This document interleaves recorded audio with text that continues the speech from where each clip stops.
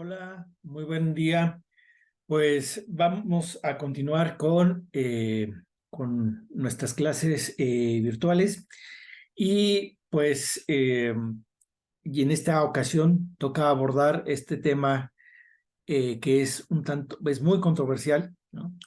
Que es un tema, más bien que más que un tema, es una dinámica en la que estamos envueltos desde hace algunas décadas y precisamente es una dinámica que transforma, modifica, dinamiza bueno, trae consecuencias a nuestras vidas, ¿no? Nuestras vidas serían distintas, serían muy distintas si no existiera este proceso que llamamos globalización. Y como les decía, pues hay es un tema controversial en el sentido de que, pues, va a haber gente que lo va a tachar de manera muy negativa, ¿no? Va a decir que son procesos, es un proceso básicamente de explotación y muy perverso, ¿no? Y va a haber otros que, por el contrario, pues van a decir que es una etapa de la humanidad que está llena sí, de retos, pero sobre todo de oportunidades, ¿no? Entonces, eh, pues en medio de estas dos posturas, es como tenemos que ir como pensando y haciendo un trabajo sociológico, es decir, están, como les decía, eh, los que se oponen, ¿no? Los que luchan en contra de este proceso y que incluso se les conoce como los globalifóbicos. Mientras, por otro lado, pues les decía, están los optimistas, los que tienen una visión que este proceso de la humanidad, esta etapa de la humanidad, nos trae muchas oportunidades que las generaciones anteriores no tuvieron, ¿no? Entonces, eh, pues nosotros tenemos que entender, como sociólogos que somos, tenemos que entender, antes de juzgar, ¿no? Tenemos que entender cómo se da este proceso, qué implica este proceso, ¿no? Y entonces, una vez que entendemos con claridad el proceso, entonces podemos, claro está, ¿no? eh, observar los efectos positivos en caso de que los haya o los efectos negativos en caso de que los existan y hacer una valoración, ¿no? Porque incluso seguramente como muchos procesos que ha vivido la humanidad, muchas dinámicas en las que estamos inmersos, hay consecuencias positivas, hay consecuencias negativas, ¿no? Y luego dependiendo para qué grupos, acuérdense que esto es siempre para qué grupos, ¿no? También para qué actores sociales es algo bueno, para qué actores sociales trae consecuencias negativas, etcétera. Bueno, pues todo esto es lo que vamos a tratar de analizar en este tiempo, ¿no? Bueno, ahí les pongo unas imágenes, ¿no? Las protestas que se dan generalmente cuando hay alguna cumbre mundial, cuando los líderes mundiales se reúnen a tratar temas de diverso orden, bueno, pues hay protestas, ¿no? Y por otros lados están, bueno, los que aplauden, ¿no? Los que dicen que este es un momento lleno de oportunidades, ¿no? Para situar bien la discusión, bueno, pues tenemos que entender que hay primero, que esto que llamamos globalización, pues es un fenómeno tan grande, tan abarcante, tan presente en la vida de las personas que pues no podemos llamarle, o sea, que tenemos que dividirlo en partes para poder analizarlo, ¿no? Porque en realidad son una multiplicidad de fenómenos que describimos bajo este nombre, ¿no? Entonces, una manera, que no es la única, pero una manera de ir como eh, abriéndonos brecha en este camino de qué es la globalización, pues lo primero que tenemos que hacer es entender que la globalización tiene varias facetas. Entonces podemos hablar de diversas globalizaciones según los temas, según las distintas dinámicas, ¿no? Y ahorita lo vamos a ir abordando, ¿no? Podemos hablar de una globalización cultural, por ejemplo, el clásico ejemplo, que no es el único, pero el clásico ejemplo de una globalización cultural, lo podemos encontrar en esta obra que se llama La Reina del Sur, ¿no? De Arturo Pérez Reverte. Y fíjense, La Reina del Sur, una canción cantada por un grupo mexicano en el norte del país, ¿no? Llega este señor español, escucha esa canción, bueno, viaja en un viaje a México y que va al norte, escucha esa canción, la canción le gusta tanto que regresa a España y en España convierte esa canción en toda una novela, ¿no? Que se convierte en un bestseller. Y luego esa novela nos llega a México y en México la empezamos a convertir en series, en telenovelas, ¿no? Y no solamente en México, en Estados Unidos también hay una versión norteamericana de La Reina del Sur, etcétera, ¿no? Una versión de Netflix de La Reina del Sur, es decir, eso, eso es globalización, o sea, algo que no me pertenece, que culturalmente no me pertenece, ¿no? Accedo a él, lo transformo y regresa, ¿no? Que es el caso de La Reina del Sur, ¿no? Es canción mexicana, se convierte en novela española, regresa al continente americano y se convierte en series mexicanas, bueno, telenovelas mexicanas o series norteamericanas, ¿no? Ese es un ejemplo, ¿no? El otro ejemplo, bueno, y ahorita todo esto lo vamos a ir viendo con más calma, ¿no? El otro ejemplo pues lo tenemos, por ejemplo, con la globalización de la sociedad civil, ¿no? Estas protestas que se dieron, ¿no? Este canto de el culpable eres tú, ¿no? Que fue muy característico de un momento de la lucha del feminismo, bueno, como algo que se generó en Sudamérica, ¿no? En 48 horas, básicamente acabó replicado en todo el mundo, ¿no? Ese famoso performance acabó replicado en todo el mundo en una multitud de idiomas. O sea, 48 horas, ¿no? Es decir, nunca en la vida de la humanidad había habido intercambios tan intensos como estos, ¿no? Esos intercambios y estas apropiaciones. Todo esto, por ejemplo, esto sería una globalización de la sociedad civil. Un ejemplo, hay muchos más, ¿no? Pero esto sería un ejemplo. La globalización de la política y la globalización criminal. Entonces, lo primero que tenemos que tener claro es que cuando nos hablen de globalización, lo primero que tenemos que tener bien, o sea, nuestras antenitas deben decir, a ver, ¿a cuál de estas grandes 5 esferas, de estas 5 grandes globalizaciones, se refiere el fenómeno que estoy viendo, o el fenómeno por el que me están preguntando, o el fenómeno que quiero indagar consecuencias positivas y negativas, ¿no? Entonces, pues vamos a ir como analizando lentamente cada una de estas, ¿no? Ya les decía, ya la globalización cultural, bueno, tiene que ver básicamente, bueno, la potencia, ¿por qué podemos hablar de globalización cultural si siempre, si toda la vida ha habido intercambios entre culturas, ¿no? Bueno, pues es que estamos ante algo nuevo que se llaman los nuevos medios de comunicación, las redes sociales, ¿no? Todo el mundo que nos abre Internet. Y entonces eso básicamente nos acercan a otras culturas y podemos llevar a otros países nuestros productos culturales, ¿no?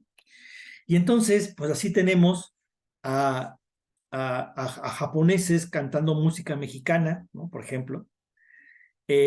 O tenemos toda esta cultura del anime que nos llega y que como latinoamericanos, bueno, ciertos sectores de jóvenes latinoamericanos y no tan jóvenes lo asumen, lo vive, ¿no?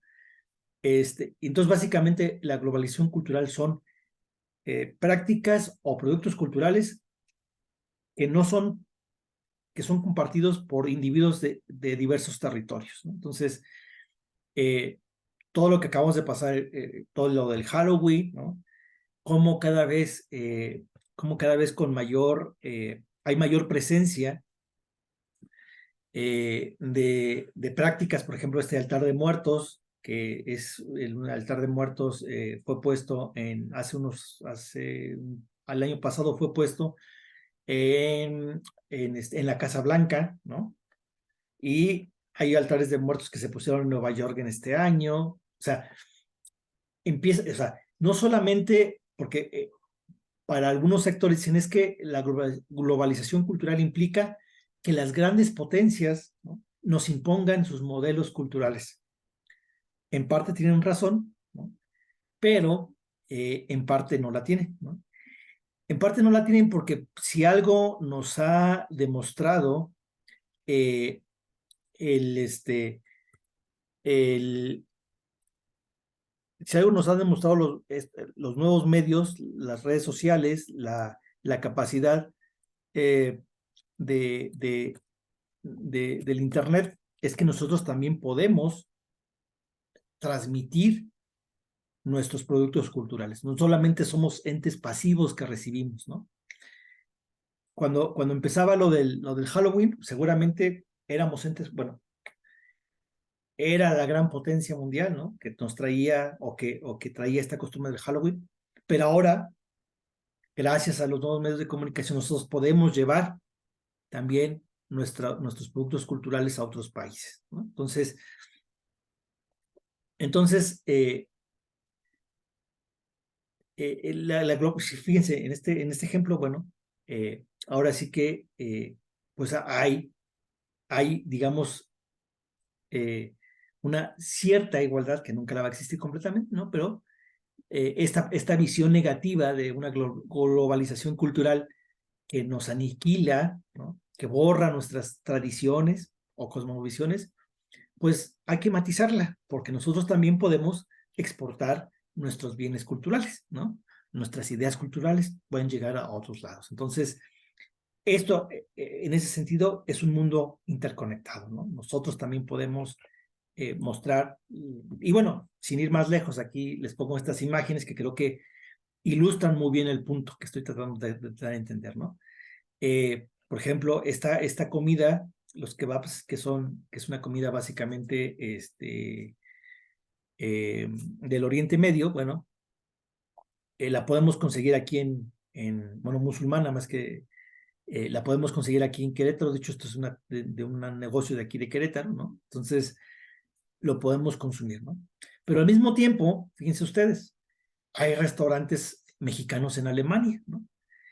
Y yo estoy seguro que ningún alemán o alemana se va a indignar porque haya restaurantes o que sienta que está en peligro su gastronomía alemana porque haya restaurantes mexicanos en Alemania, ¿no? O sea, más bien lo que nos permite es acceder, otra vez, a bienes culturales de otros lados, ¿no? El ejemplo que les ponía, este es un trío que, bueno, es un grupo que realmente existe, son japoneses que les gusta mucho la música mexicana, incluso ven ahí, aprendieron a tocar guitarra y se presentan, ¿no? Entonces ustedes lo pueden buscar ahí en Google, le pueden ponerle japoneses, música mexicana, y les van a aparecer si quieren conocer exactamente la historia de estos personajes, ¿no? Y finalmente el tema del anime, ¿no? Cómo estas formas de vestir y de pensar, pues son apropiadas por grupos de personas que les llama la atención, ¿no? Incluso como está ahí en la imagen, se visten, se personifican como los personajes de anime, ¿no? Entonces, bueno, pues eso es la globalización cultural, ¿no? Bienes culturales que son consumidos por gente de otros países, ¿no?, que son compartidos, bienes culturales que son compartidos en diversos países, ideas también que son compartidas, ¿no? Entonces, un aspecto es la globalización cultural, ¿no? Luego viene la globalización de la sociedad civil, ¿no? Esto abre grandes ventajas. ¿Por qué? Porque hace que los organismos de la sociedad civil que están distribuidos, bueno, en distintas partes del mundo puedan hacer convenios, coaliciones, ¿no? Puedan intercambiar experiencias, puedan establecer alianzas. Y esto, pues, es un ganar para todos, ¿no? Porque se comparten experiencias, incluso organizaciones de la sociedad civil de países más ricos, ¿no? Pueden apoyar económicamente a organizaciones de países más pobres que estén peleando por los mismos intereses o que estén defendiendo las mismas causas, ¿no? Entonces, pues esto permite que se potencien, que realmente que se potencien las organizaciones de la sociedad civil, ¿no? También, pues, los movimientos, aquí también entraría toda la cuestión de los movimientos sociales, ¿no? Ahora, reclamos, ¿no? Que antes solamente correspondían a una región o a un país, ahora pueden ser reclamos globales, ¿no? Ya ponemos el ejemplo de este performance del culpable eres tú, ¿no? Que finalmente es un reclamo, un reclamo del feminismo, pero también, bueno, los movimientos de indignación que han habido. Quizá el último gran movimiento de indignación, que ustedes eran muy chiquitos cuando pasó, fue la matanza de los 46 en Ayotzinapa, ¿no? O sea, no solamente hubo protestas en México, hubo protestas básicamente en toda ciudad mediana, bueno, grande o toda capital del mundo, ¿no? Excepto en los países árabes. Hubo protestas y hubo gente que hubo protestas, ¿no? Entonces, a eso me refiero con todas estas oportunidades que le da a la sociedad civil, ¿no? Esto ya se los comentaba, bueno, aquí ya está el ejemplo, ¿no? De los 46, están ahí en las imágenes, ¿no? Cómo movilizaciones de un territorio específico acaban siendo reproducidas en otras latitudes, ¿no? Y entonces se convierten en una presión global para que las autoridades hagan tal o cual cosa, ¿no? Y permite compartir estas formas de estrategias de visibilización y resistencia, ¿no? Entonces, para los movimientos sociales también eso es súper importante porque les digo, no solamente comparten experiencias las organizaciones de la sociedad civil, sino también los movimientos, ¿no? Y pues tienen mucha mayor visibilidad y sus causas pueden ser atendidas con mayor celeridad, ¿no? Entonces, esto nos trae la globalización de la sociedad civil. Viene otro tipo de globalización que esta pues no es tan buscada, no es tan deseada, ¿no? Pero pues sin embargo ahí está, ¿no? Y entonces esto tiene que ver con, así como se pueden sacar bienes culturales o transmitir bienes culturales de un país a otro, o productos culturales de un país a otro, lamentablemente también se pueden, gracias al desarrollo de las nuevas tecnologías, gracias a que se han abaratado los costos para transitar de un continente a otro o para transitar de un país a otro, ¿no? Los costos tanto económicos como los costos administrativos, pues esto hace que también los criminales puedan ir de un país a otro, de un continente a otro, haciendo lo que saben hacer, ¿no? Y entonces, pues esto hace que las organizaciones criminales pues también se fortalezcan, ¿no? Entonces, así podemos encontrar que hay bandas de narcotraficantes mexicanos haciendo negocios en Europa, en África y en Asia, ¿no? Y ustedes, nada más es cosa que ustedes lo busquen en Google y ahí se van a encontrar toda la información. No es el momento aquí para comentarlo. Pero también, pues, nos encontramos que aquí en México hay gente de otros países y de otros continentes haciendo actos criminales, ¿no? Entonces, hay todo un intercambio también en este tipo de actividades, ¿no? Y bueno, pues eso que exige, pues exige que haya, pues, que esta idea de los policías internacionales se fortalezca, ¿no? Y pues que haya servicios de inteligencia mucho más efectivos que compartan la información, ¿no? Esta idea de la Interpol, ¿se acuerdan de la Interpol? No es asociación, como gran acuerdo, ¿no? Entre países para poder compartir la información de sus distintos, o de criminales de alto perfil, bueno, o para buscar criminales que huyen de un país a otro, de un continente a otro, bueno, precisamente en esta época o sea, la Interpol nunca hubiera sido tan fuerte si no es en esta época de la globalización. ¿Por qué? Porque se necesita, ¿no? Ante esta cuestión de criminales yendo de un lado a otro, pues necesitamos policías que rompan las jurisdicciones, o que no estén tan atadas, o que haya acuerdos para que se persiga globalmente el crimen, ¿no? Bueno, aquí les traía algunos de los encabezados, ¿no? Que les digo a ustedes, si les interesa pueden verlo con mayor detenimiento, ¿no? Como el cartel de Sinaloa básicamente está en Asia, ¿no? Como, bueno, las noticias que nos llegan, como lo que acaba de pasar, ¿no? Como el fentanilo, pues estaba siendo traficado precisamente por el cartel de Sinaloa, ¿no? Producido en China, o una parte importante del proceso generado en China y la otra aquí. Entonces, hay el otro encabezado, la mafia albanesa, cómo está en América Latina, ¿no? Y los colombianos haciendo estafas en México, etcétera. O sea, si le rascamos podemos encontrar 1000 casos, ¿no? El punto es, también existe la globalización criminal, también existe este grupo de personas que se aprovechan de estas nuevas tecnologías, que se aprovechan de esta desregulación de los mercados, de este menor costo para transitar entre fronteras, se aprovechan de eso para hacer prácticas criminales, ¿no? Todo esto, bueno, desde ciertas perspectivas, todos estos fenómenos van a descansar en algo que se conoce como la globalización económica, y que es generalmente de lo que siempre, cuando pensamos, cuando nos hablan de globalización, es lo que siempre, casi siempre trae la gente en la cabeza, ¿no? Esto que se conoce como globalización económica. Y pues la globalización económica, bueno, no es otra cosa más que, ¿cómo surge? Bueno, llega un punto, ustedes saben que si una de las características del capitalismo, pues es la acumulación de ganancias, ¿no? Entonces, se consolidan los estados-nación,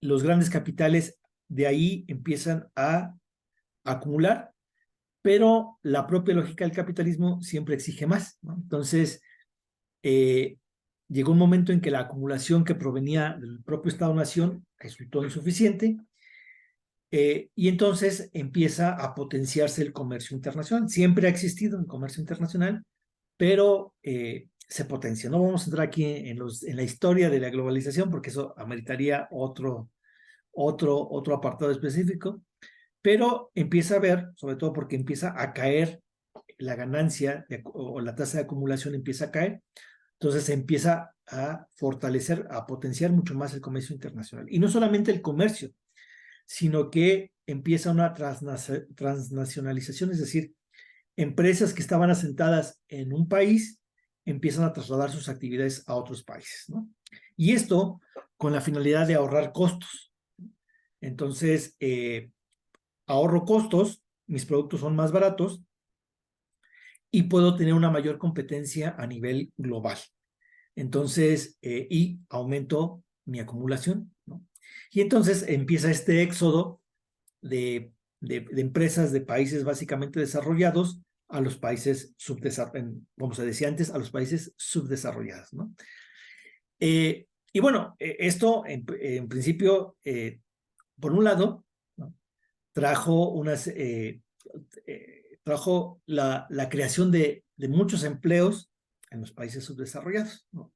En los países que recibían, pero también trajo mucho desempleo en los países de donde salían las industrias, ¿no? Entonces, fíjense ustedes, el mismo proceso, pero vivido de forma distinta por distintos grupos sociales. Los obreros de los países desarrollados evidentemente estaban enojados y siguen enojados porque están perdiendo empleos o porque perdieron muchos empleos, ¿no?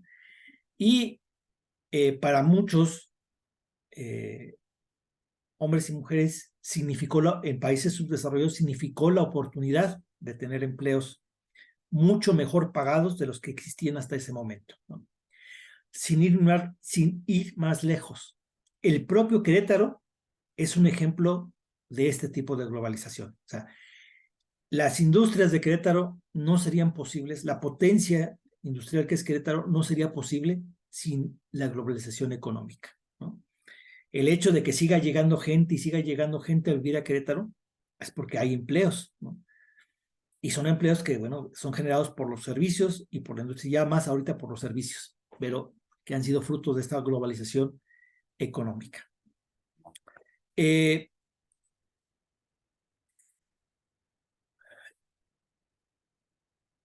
Sale el flujo de mercancías que empieza a haber, que tiene que haber un organismo internacional para regular los flujos de intercambios, los intercambios comerciales entre países, ¿no? Que fue primero el GATT y que después se va a transformar en lo que va a ser la Organización Mundial de Comercio, la OMC, ¿no? Al mismo tiempo, esta globalización económica pues trae una, llamamos, le decimos una desregulación del sistema financiero, ¿no? ¿Qué significa esto?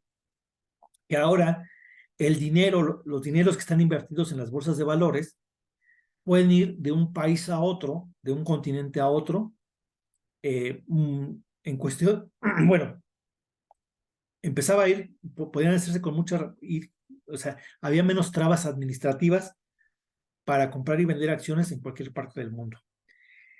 Con la instalación de las nuevas tecnologías, con la instalación del Internet, con todo lo que implicó, la gran revolución que implicó Internet, pues ahora estos intercambios pues, entre bolsas, en las bolsas de valores, entre acciones de grandes empresas, pues ahora se hace en cuestión de segundos, y que incluso ya no las hacen, la gran parte de estas transacciones ya no las hacen personas, las hacen computadoras con algoritmos muy sofisticados que en cuestión, les digo, de 2, 3 segundos, pueden intercambiar miles de millones de dólares, ¿no? Comprar y vender acciones o hacer todavía cosas mucho más sofisticadas que tampoco vamos a entrar aquí. Hay instrumentos mucho más sofisticados con los cuales uno puede jugar en las bolsas de valores. Bueno, todo esto se le conoce como desregulación del sistema financiero, ¿no? Parte de esta desregulación, pues es que las transferencias también se han multiplicado, es decir, yo puedo hacer transferencias, o sea, yo sin ser una gran empresa, ¿no? Sin tener los miles de millones de pesos, yo puedo hacer transferencias a cualquier parte del mundo, siempre y cuando la persona tenga o una cuenta bancaria o haya un lugar donde se le pueda dar ese dinero, ¿no? Entonces, eso hace que no solamente las grandes empresas y los grandes capitales hagan fluir el dinero por todo el mundo, sino también las personas comunes y corrientes podemos recibir dinero de cualquier parte del mundo y podemos dar dinero a cualquier parte del mundo, ¿no? Entonces, pues todo esto, pues todavía se potencia más al haber un mayor movimiento de personas. Y entonces, pues, todo el tema, por ejemplo, que veíamos la vez pasada de las remesas, pues se multiplica y se quintuplica porque ahora, pues es muy fácil mandar dinero de un lugar a otro, ¿no?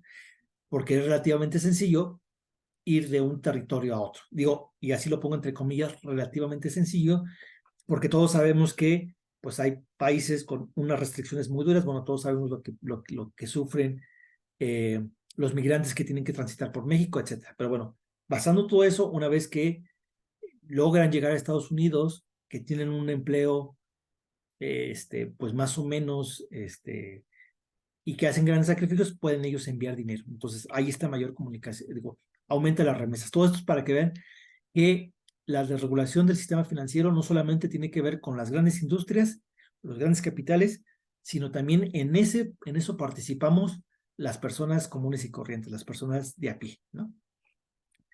Entonces, en conclusión, bueno, la globalización económica la podríamos sintetizar en un intercambio intenso de mercancías y de capitales entre países, ¿no? Así de simple. Entonces, todo el tiempo hay estos intercambios. Y junto con estos intercambios de capitales y de mercancías, obviamente también hay traslados de empresas, con lo cual también implica el traslado de al menos los grandes mandos o mandos medios de esas empresas. Entonces, la globalización económica también acaba impactando en el flujo de personas que se mueven, ¿no? Eh, eh, este, ¿cómo ven? ¿Cómo ven aquí el proceso? Ven que es bastante complejo, ¿no?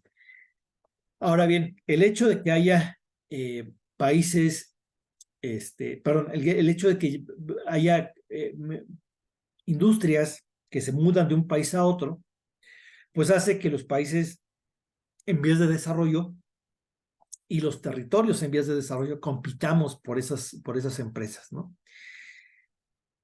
Una forma de competir, pues es hacer cambios en la legislación laboral y comercial, ¿no? Entonces, evidentemente, las empresas, estas grandes empresas, se van a ir a aquellos territorios que les ofrezcan mayores ventajas para sus actividades económicas, ¿no? Y entonces, pues esto implica cambiar toda la legislación laboral, ¿no? Por ejemplo, en los cambios de la legislación laboral, todo este boom que ha habido del famoso outsourcing, ¿no? Es decir, de empresas que subcontratadas, ¿no? o, o todo lo que ha habido ahora con esto que se habla de pago por honorarios, ¿no? De los freelance, o sea, este mundo del outsourcing, de los pagos por honorarios, de los freelance, era inconcebible en los años 60, ¿no? ¿Por qué? Porque en los años 60 y una parte de los 70 todavía existía esta idea de que el trabajo debe darte eh, todo lo que necesitas para vivir, ¿no? Y entonces por eso el famoso estado del bienestar, que creo que supongo que ya lo han visto en sus otras clases, ¿no? Donde había empleos que ahora llamamos formales, ¿no? Donde tenías todas las prestaciones, tenías acceso a seguridad social, tenías acceso a créditos para vivienda, etcétera, ¿no? Y era inconcebible pero sí lo había, ¿no? Pero era, digamos que lo políticamente correcto en ese momento era inconcebible que hubiera personas que no tuvieran acceso por medio de su trabajo a un sistema de salud, a un sistema de vivienda, etcétera, ¿no? Ahora no. Ahora, como lo que queremos o lo que quieren los territorios es traer a las grandes empresas, bueno, pues estas leyes laborales digamos, se han rebajado un poquito, ¿no? O se han rebajado mucho, y entonces estamos ante este fenómeno, ¿no? Y seguramente vamos a ser generaciones que no vamos a saber lo que es una pensión, porque la pensión se empieza a cotizar pues eh, desde que empezamos a trabajar, ¿no? Desde que nos van descontando desde que hay un sistema de seguridad que nos descuenta, ¿no? Si nadie nos descuenta, pues ahora queda en nuestra responsabilidad poder tener los recursos para una vejez, ¿no? Y por eso ahora se crean estos famosos sistemas de ahorro para el retiro, ¿no? Donde pues ya cada trabajador tiene que tener la responsabilidad de ir ahorrando para una posible vejez, ¿no? Situación difícil porque aparte los salarios son bajos, entonces no, o todas dijeras, los salarios son altos, bueno, pues ahorras, ¿no? Pero el asunto es, en un contexto de salarios bajos, la dificultad para ahorrar para poder tener una pensión en un futuro, ¿no? Bueno, entonces estos son unos de los retos y de los problemas que trae esta globalización económica, ¿no? Eh, bueno, aquí les pongo lo que sostenía este investigador, ¿no? Tratando como de sintetizar eh, qué sería eso que se denominaba globalización. Este fue uno de los primeros en México que empezó a hablar del tema de la globalización, ¿no? Y que son temas que, bueno, que ya hemos visto aquí, ¿no? Cómo las empresas mundiales o las grandes empresas van de un lugar a otro, cómo se van formando regiones económicas, ¿no? Toda la aparición de los bueno, tratados de libre comercio siempre han existido también, ¿no? Pero ahora, como parte de esta competencia que se da entre países, esta competencia ahora se da entre regiones, ¿no? Y entonces los países que comparten una misma región, pues tienen que hacer acuerdos para poder competir en el mercado mundial de cine, ¿no? Nosotros tenemos el acuerdo con Estados Unidos que nos permite, pues eso, ¿no? como país, como región norteamericana, ¿no? Poder competir con Europa, con China, etcétera, ¿no? Entonces, ahí se forman estas regiones económicas, ¿no? Al mismo tiempo que se forman estas regiones económicas y que hay mayor intercambio de información y que nos apropiamos de los bienes culturales de otras naciones, también se empiezan a generar regionalismos. Es decir, y aquí estamos, ahora ya entramos aquí al tema de la globalización cultural, es decir, es tal la cantidad de información que me llega o de prácticas culturales que me llegan de otro lado, que lo que hace la gente es como reafirmar más sus propias identidades culturales, ¿no? Vuelvo a poner el ejemplo del Día de Muertos. O sea, quizá, y esto es a manera de hipótesis, quizá la fuerza que tiene el celebrar el Día de Muertos tiene que ver porque precisamente ante la llegada tan fuerte del Halloween, pues sectores de la sociedad mexicana dijeron, no, tenemos que reactivar esta identidad o esta práctica cultural que nos da una identidad colectiva, ¿no? Y entonces, pues empiezan también a surgir o sea, a reafirmarse ciertas prácticas que son propias de los territorios. Fíjense qué interesante, ¿no? Y evidentemente, bueno, siempre el riesgo, uno de los grandes riesgos de la globalización es el conflicto entre civilizaciones, ¿no? Cómo conciliar la visión de Occidente con la visión del mundo musulmán, ¿no?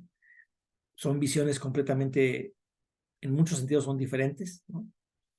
Y sin ir más lejos, cómo conciliar nuestra visión de habitantes de un México urbano del siglo XXI con comunidades en Oaxaca, en Chiapas, que tienen prácticas políticas y sociales de hace 100 años, ¿no? O sea, los choques están ahí todo el tiempo, ¿no? Y el surgimiento de fuerzas sociales con una mayor autonomía con respecto al Estado, ¿no? Es decir, todos estos movimientos sociales que plantan cara al Estado, las propias sociedades, las grandes organizaciones de la sociedad civil, ¿no? Eh, quiero pensar, por ejemplo, Greenpeace con todo lo negativo que le podemos encontrar, ¿no? Como planta cara ante ciertos procesos, etcétera, ¿no? Entonces, si se fijan, aquí es una complejidad. Simplemente como para que nos quede claro en qué parte del sistema, de todo el proceso del capitalismo está la globalización. Bueno, aquí les pongo esta tabla, ¿no? Ha habido grandes 4 fases, o ha habido 4 fases en el capitalismo. Cada una de estas fases la podemos situar más o menos en cierto periodo histórico. La podemos situar, bueno, tiene sus propias características de la relación trabajo-capital, su propio orden político, cuáles son las actividades preponderantes de acumulación y sus propias tecnologías, ¿no? Bueno, nosotros estamos en la 4ª fase del capitalismo, que sería la globalización, ¿no? Y ahí, bueno, ahí les pongo básicamente lo que nos caracteriza, ¿no? En todos estos, temporalmente nos podemos situar en la 7ª década del siglo XX, entonces nosotros realmente estamos en el proceso globalizador, ¿no? Y esto nos permite entender, bueno, con este cuadrito seguramente les va a quedar mucho más claro lo que están viendo en Sistema Mundo, ¿no? Bueno, como para ir ya como cerrando, bueno, esta es otra forma de presentar como más esquemáticamente las múltiples dinámicas que se cobijan bajo esa palabra de globalización, para que vean que son múltiples, son muy diversas. Por eso vuelvo a decir que si la globalización es buena o es mala, pues es una pregunta como sin sentido, porque lo primero que tenemos que preguntar es a ver a cuál de las múltiples dinámicas que tiene la globalización te refieres o tienes en tu cabeza cuando me haces esa pregunta, ¿no? Si alguien nos pregunta, es lo primero, ¿no? Fíjense, va desde temas como que hay mayor intercambio comercial, ¿no? Que hay unas transformaciones en el mercado de trabajo, en la división del trabajo a nivel mundial, que existen nuevas tecnologías, tanto de hardware como de software, ¿no? Ahora toda la inteligencia artificial con todo el reto que nos plantea, ¿no?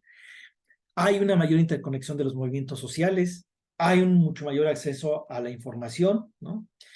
Se potencian los localismos, existen nuevas ideas de soberanía. Fíjense que esto es bien interesante y no lo había tocado, ¿no? Es decir, en los años 70, en los años 80, se decía que un país era soberano, o sea, había ciertas características para decir que un país es soberano. Ahora, dada la interconexión económica que hay, pues entonces o sea, seguimos hablando de soberanía de los países, pero ya no lo podemos medir como lo medíamos en los años 80. Ya estamos aquí frente a otras nuevas formas de soberanía. La política económica de cualquier país es menos autónomo, ¿no? O sea, tiene autonomía, pero es menos autónomo en el sentido que tiene que estar observando, incluso dialogando con las autoridades económicas de otros países para tomar decisiones en conjunto, ¿no? Entonces, es solo un ejemplo de cómo hay nuevas ideas de soberanía, ¿no? Y bueno, el incremento de los procesos migratorios, ¿no? En general, migración ha existido desde los inicios de la humanidad, ¿no?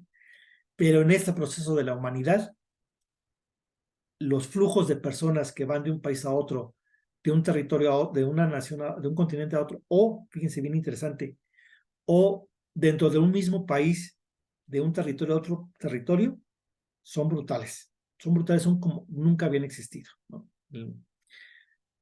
Nosotros podemos ir a las grandes o medianas ciudades de México, ¿no? Obviamente las grandes mucho más, las medianas ciudades de México, podemos encontrar gente de todos lados, ¿no?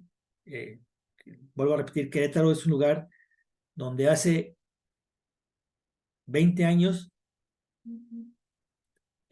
los que tenían padres queretanos o abuelos queretanos ya son la minoría, ¿no? O sea, ha llegado gente de todos lados. Y así lo podemos ver así en Guadalajara, lo podemos ver en León, lo podemos ver en la misma Puebla, lo podemos ver, vamos, si nos vamos incluso bueno, lo podemos ver en el municipio del Marqués, lo podemos ver en Pedro Escobedo, o sea, hay intercambios de personas, no solamente entre países o entre continentes, sino dentro de un mismo Estado-nación, hay fuertes flujos migratorios, ¿no? Entonces estamos pues interconectados de múltiples maneras, ¿no? Y entonces, por ejemplo, hablar de territorios independientes, ¿no? Pues cada vez es algo más complejo porque es muy difícil romper las múltiples conexiones que hay, ¿no? Qué exige eso? Bueno, algunos dicen, bueno, tenemos que plantear una globalización ante todos estos fenómenos, una globalización que nos convenga a todos, ¿no? Donde todos salgamos ganando o salgamos perdiendo lo menos posible, ¿no? Y algunos hablan, por ejemplo, de así le llaman ellos, una globalización de arriba y un diálogo entre la globalización de arriba y de abajo, ¿no? La de arriba sería la de los grandes capitales, las grandes empresas, ¿no? Y la de abajo, pues sería las de pues, las personas de pie, los movimientos sociales, y entonces dicen, tendríamos que poner a dialogar, ¿no? Y tratar de encontrar un mundo diferente en el que podamos coexistir, ¿no? Algo que nos ha enseñado la globalización, bueno, que ya existía antes y que no le podemos achacar a la globalización porque eso siempre ha existido. Siempre que hay un movimiento o un cambio mundial, siempre va a haber territorios que ganan, territorios que pierden, actores sociales que ganan, actores sociales que pierden, ¿no? Por lo tanto, nos va a decir Giddens, no le podemos achacar a la globalización que haya ganadores y perdedores, porque perdedores y ganadores, cada vez que hay una transformación social de esta magnitud, siempre los va a haber, ¿no? En el caso, bueno, Querétaro sería uno de los territorios ganadores. ¿Por qué? Porque le ha llegado gran cantidad de industria y le sigue llegando gran cantidad de industria y eso hace que haya un montón de empleos, ¿no? Y que haya cierto bienestar en Querétaro. O sea, eso no es la opulencia, pero sí hay cierto bienestar en Querétaro. Territorios perdedores, pues todo lo que le llaman todos los estados norteamericanos que han perdido industrias, ¿no? El cinturón del hierro que le llaman, ¿no? Chicago y los estados que están ahí cerca de Chicago, que eran territorios muy industriales, ¿no? Pues ahora, bueno, cuando empezó el proceso de globalización hubo mucha gente desempleada, ¿no? Está el enojo, por ejemplo, que una de las razones por las que ganó Trump hace algunos años fue precisamente por esos estados, ¿no? Y el discurso de Trump era antiglobalización, es decir, él decía que las empresas norteamericanas regresen a los territorios que antes tenían, ¿no? Y claro, toda esa gente cuyos abuelos, vamos a decir, cuyos padres o ellos mismos ya no encontraban trabajo, pues le dieron su voto, ¿no? O sea, prometió que regresarían las empresas. Obviamente no se cumplió, precisamente por esto, porque está la interconexión que ya no basta un poder, ni siquiera el poder de Estados Unidos, ¿no? Para hacer que las industrias regresen a su territorio. Está la interconexión mundial que, que ni el mismo Trump pudo hacer nada, ¿no? Entonces, bueno, les decía, hay grupos perdedores y ganadores, ¿no? En este caso, para volviendo al contexto de Querétaro, pero puede ser el contexto de cualquier ciudad industrial, pues obviamente los ganadores serían las clases medias, las clases bajas, ¿no? Que pueden acceder a estos empleos, ¿no? Los grupos perdedores, pues eran pues, estos obreros que se quedaron sin sus empleos allá en sus países, que pasaron de clases medias a clases bajas porque no tienen empleo o a pobreza, ¿no? Bueno, y todo esto va a depender de las condiciones previas que haya en el territorio. Es decir, porque también muchos dicen es que los ganadores siempre están del lado de los países desarrollados y los perdedores en la globalización siempre están del lado de los países menos desarrollados, ¿no? Pues con todos estos ejemplos que les estoy dando, queda claro que no es así tan simple el asunto, ¿no? Tanto en los países desarrollados como en los subdesarrollados hay ganadores y perdedores, ¿no? ¿De qué va a depender esto? Y de qué va a depender sobre todo que haya territorios que ganen o territorios que pierdan, de las propias condiciones previas de ese territorio, ¿no? ¿Por qué Querétaro pudo ser un lugar donde llegara la globalización industrial? Bueno, perdón, las grandes industrias, porque Querétaro tiene una tradición industrial, por varias cosas, tiene una tradición industrial que data de más de casi 150 años, ¿no? Por un lado, o un poco más si nos vamos más atrás. Y por otro lado, Querétaro está geográficamente situado en un punto que es estratégico. Y entonces, esas fueron sus condiciones previas, ¿no? Más aparte, hubo una clase política, eso hay que decirlo, hubo una clase política que tuvo esta capacidad de ver las oportunidades. Y entonces empezó a ese impulso que ya trae a Querétaro, más la condición, la situación geográfica, bueno, empezó a crear condiciones para que siguiera llegando la industria y esa o sea, se ha seguido manteniendo ese ritmo, ¿no? La prueba es que, pues, en Querétaro ha habido una doble alternancia, había sido priista, fue panista, luego priista y otra panista, y el flujo de capital de las empresas siguen siendo exactamente las mismas. Es decir, sin importar el partido político, hay esta idea, hay que traer empleos a Querétaro. O sea, eso es parte de las condiciones previas del territorio, cosa que no pasó en otros lugares, ¿no?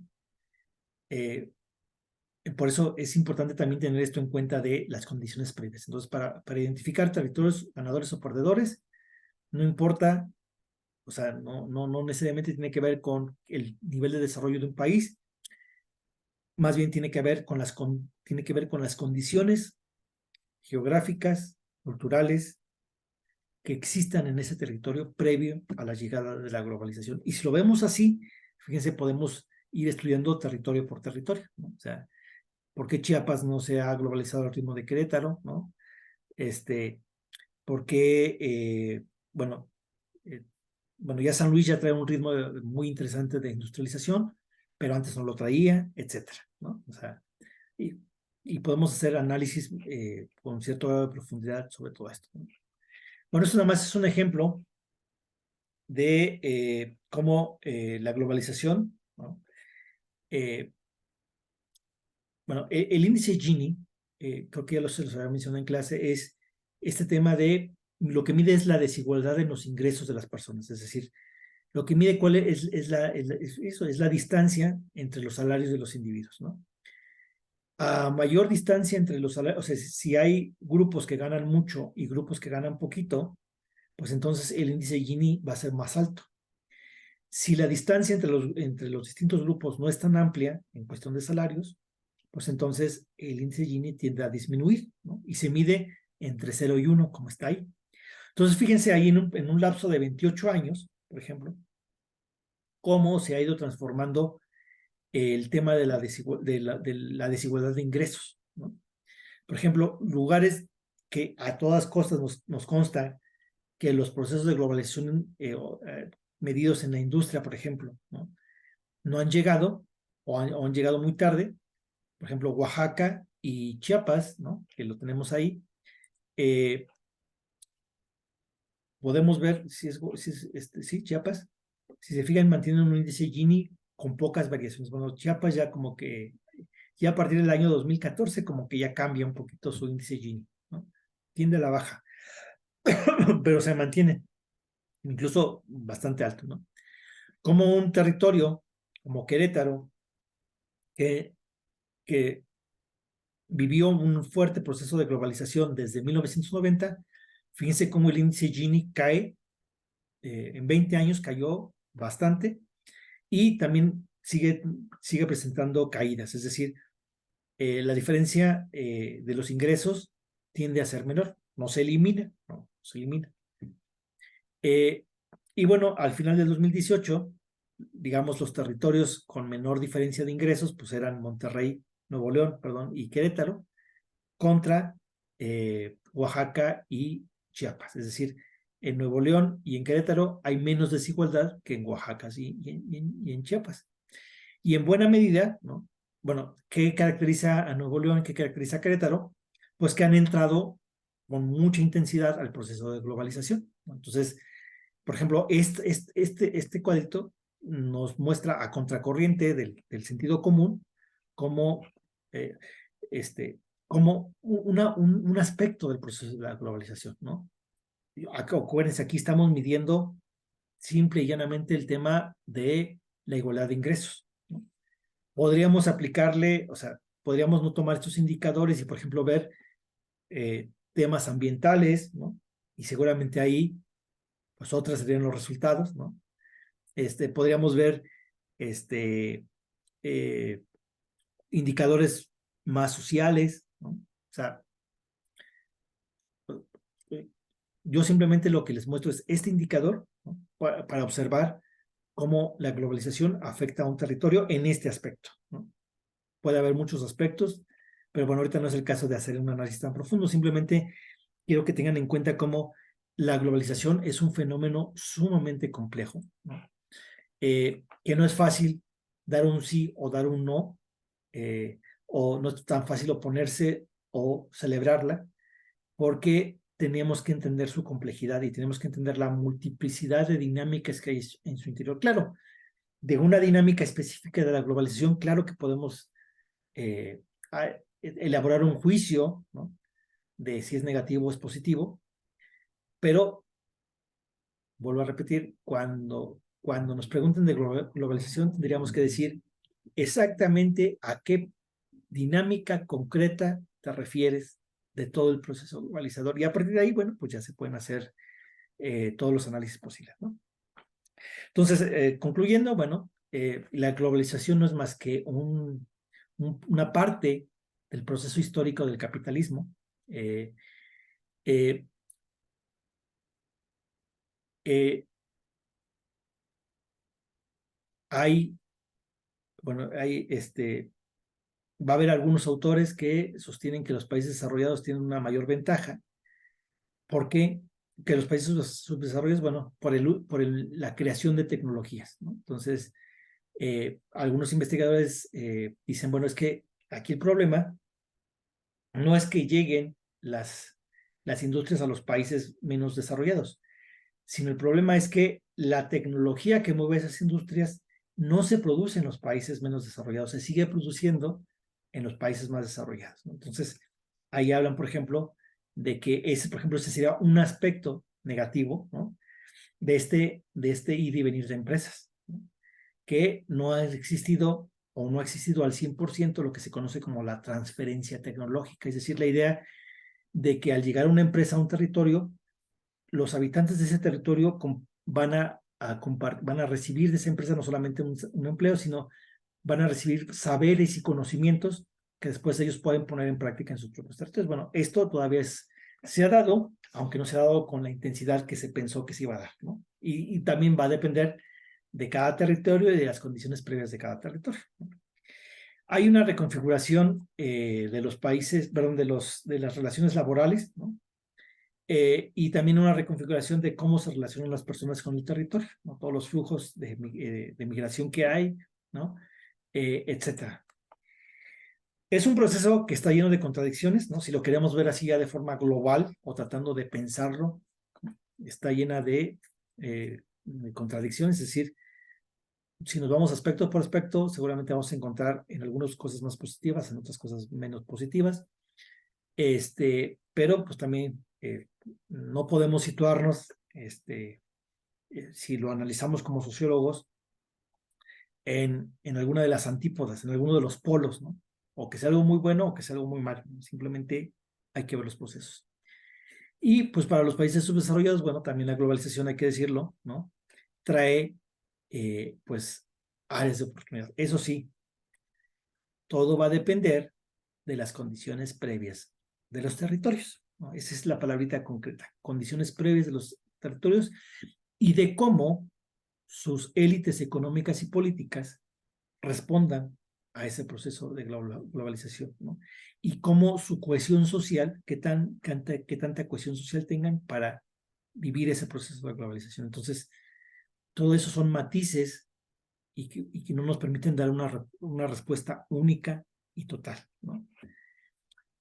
Bueno, espero que hayan tomado nota y pues si les quedó alguna duda, alguna inquietud, lo terminamos de discutir en clase, ¿sale? Pues que tengan un excelente día y nos vemos.